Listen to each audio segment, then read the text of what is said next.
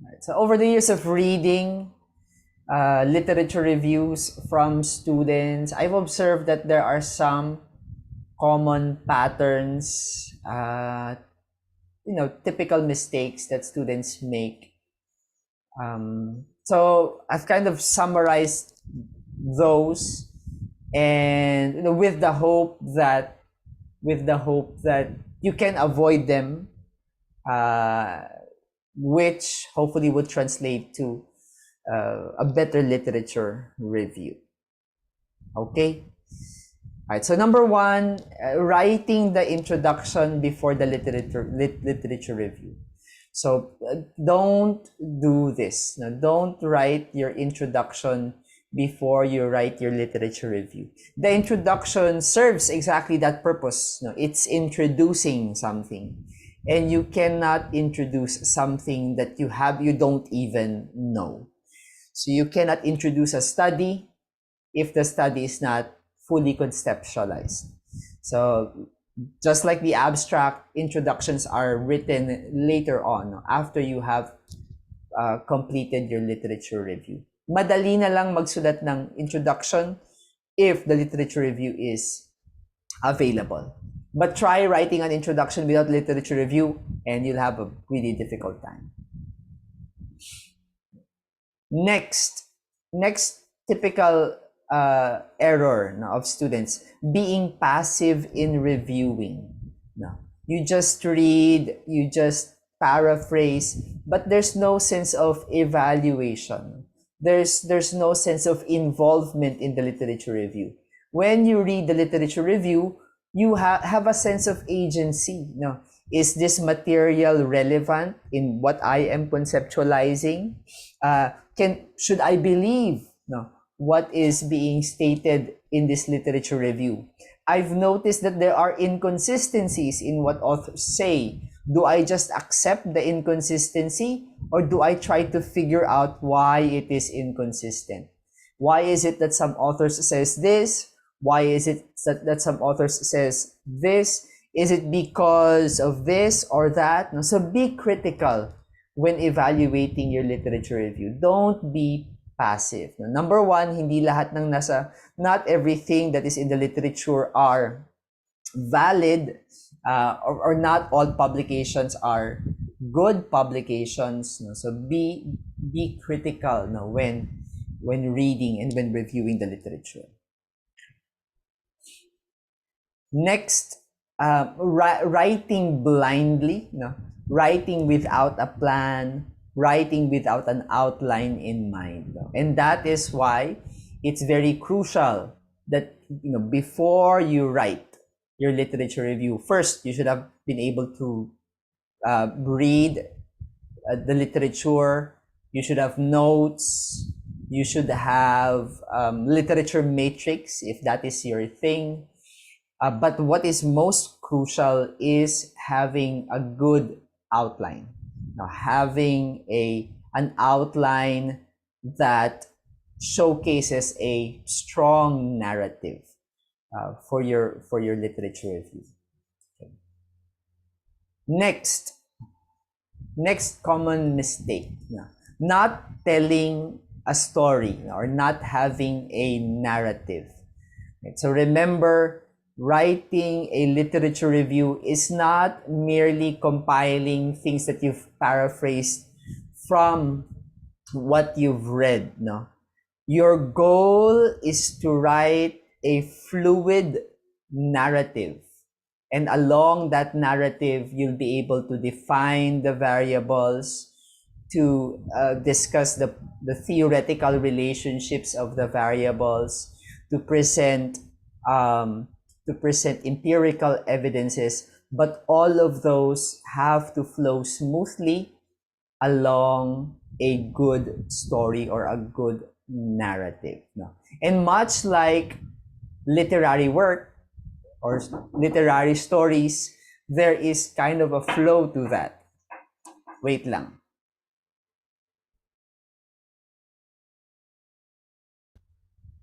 Okay. And if you will have a narrative, make sure that the narrative or the storyline is not the plot of 500 Days of Summer.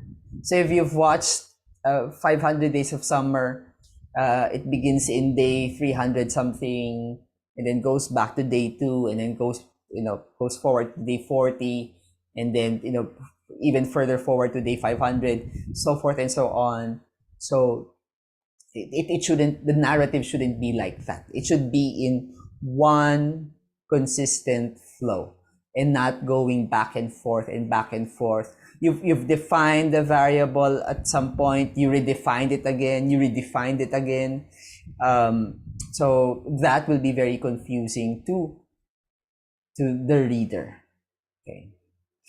Another common mistake starts the literature review by discussing the predictor or the independent variable. And as what I've said before, that comes natural to us or to students, probably because we have the tendency to read from left to right. And so our common tendency when we're telling a story is to discuss the predictor first, and then followed by the outcome. But as I have suggested, it's typically better to tell the story kind of backwards, wherein you begin your narrative with the outcome first, and then discuss the predictor, and then discuss whatever happens between the predictor and the outcome, if it's a moderation or if it's a mediation. Okay, so that is my suggestion. Another common mistake is the one article, one paragraph strategy. Student reads an article and creates a one paragraph summary of that article in the literature review, has another article, makes one paragraph out of that one article as well. That is not how we write our review of literature. Each paragraph in our review of literature is a weave of information and materials that we've gathered from all sorts of articles and materials that we've read. And a paragraph is not simply a summary of just one article. If you do that, again, it's just sort of a compilation of materials that it's difficult to decipher how are these materials related to one another. Another common mistake by students: one subsection discusses one variable.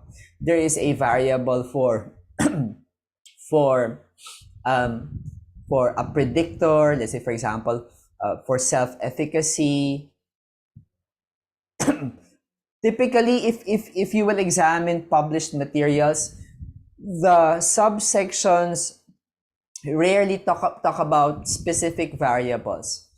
They'll probably talk about there's probably a section on, let's say for example, the outcome variable, but the rest you'll notice as so for example, if I say that the outcome variable is academic performance, and the predictor variable, let's say for example, is self-efficacy. So one subsection could be about academic performance, but the next subsection should be about the influence of self-efficacy on academic performance. So your subsections shouldn't just be about variables. Most of your subsections should actually discuss the relationships about the variables. Okay? And not just a single variable that is disconnect with the other variables in your study. Other common mistakes: poor or no transition from one idea to the next, from one paragraph to the next, from one section to the next. To hold a story, a good narrative, you should be very conscious about what you say, from clause to clause, sentence to sentence. Obviously, the sentence that are adjacent with one another should be there for a reason. They should be relating one another. It's either the next sentence is in support of the prior sentence, or the next sentence is a contrasting of the prior sentence. They should have meaningful relationships with one another. And then from paragraph to paragraph. So, and to, the way to hold that narrative is to use, transition devices. Using words like however, if you want to say something contradicting to something you said previously, or you want to say furthermore, if you want to add or build on top of what you've already said. And then from one section to another, my suggestion to my students is that when you end one section of your literature review, use that as an avenue for you to introduce the next section of your literature review. Okay, so that way you can maintain the fluidity of the narrative. Sometimes I read drafts of manuscripts wherein even the sentences are not are not related with one another. Okay, what else? Yeah, the frequent use of phrases like according to or based on the study of, avoid that. Or Knob suggested that, or Knob reveals that. Okay, so when you use this, you are kind of forced to include the author names in the main structure of your sentence, but that kind of kills off a good narrative. What ends up is that your manuscript sounds like gossip. This author said this, that author said that. Instead of the manuscript being really, or having a good narrative that is really anchored on your synthesis of the literature review. Okay. Next common mistake, cramming multiple ideas in a single sentence. I oftentimes see sentences that are very long, that have 3-4 ideas crammed together. As a rule of thumb, in order for your sentences to be efficient, one idea, one sentence. Okay, and keep your sentences short. It's really difficult for readers to read long sentences. Okay, if your sentence already occupies 3 lines in a page, that's already a problem for me. It's difficult to maintain attention in such long sentences. So again, one sentence, one idea. Next common mistake, being careless in the use of words. Either students are using very complex words or very sophisticated words that, other people might find difficult to understand, or using simple words, but they use the words incorrectly. So be careful. When you write something, always be conscious about, is this really what I mean to say? Do I really mean to say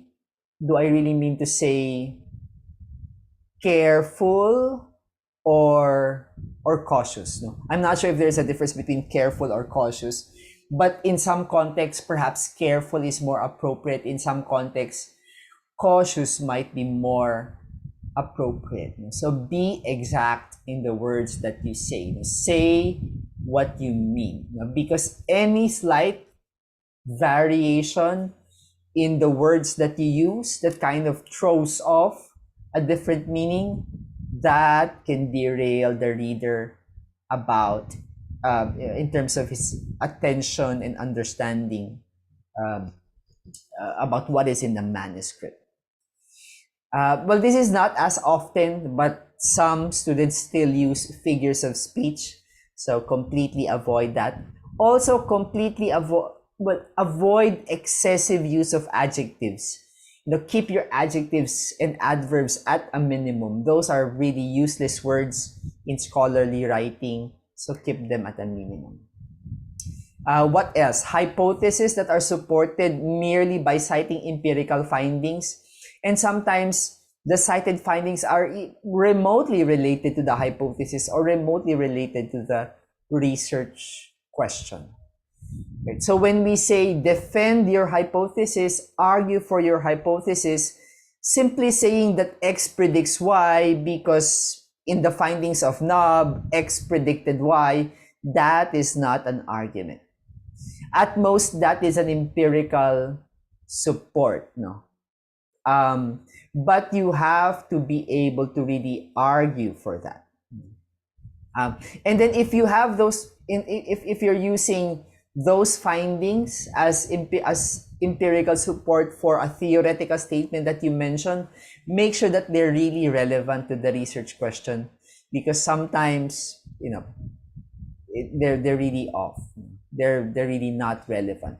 So ask yourself, is this really relevant? Is this the support that is needed for a theoretical claim? Okay. Second to the last, not elaborating the theoretical arguments that explain the hypothesis. Sometimes it's not even not elaborating. Sometimes it's the absence of any theoretical argument. So argue for your predictions theoretically, not based on your personal opinion, and argue generously. Now, one sentence argument is not enough. Again, your goal is to convince your reader that your hypothesis is plausible. And that requires substantial argumentation and not merely a one sentence or a two sentence argumentation. So elaborate. Okay. And finally, using too many theories, especially those that are contradicting, use theories functionally. Para saan ba ang theories? Theories are used to explain relationships, explain phenomena. So use them if you need to use them. There's a need to explain why X predicts Y, then there should be a theory for that. No. But to use multiple theories to explain the same thing, that could be problematic, especially if the theories are contradicting, right? So imagine you're explaining learning, and then on one hand your theoretical framework is behaviorist, and then on the other hand you're also using a cognitive theory, and those two theories are basically clashing. That will be problematic. What else? Including theories that serve no purpose. It's not functional. And including theories that are kind of obsolete. That's a harsh term. But theories that are less contemporary. And medyo harsh, no? Downright useless. So there, all right? So over the years, these are some of the things that I've observed, and hopefully by sharing this with you, you can somehow already avoid them. All right, so that's it. Hopefully that helps you in your research project.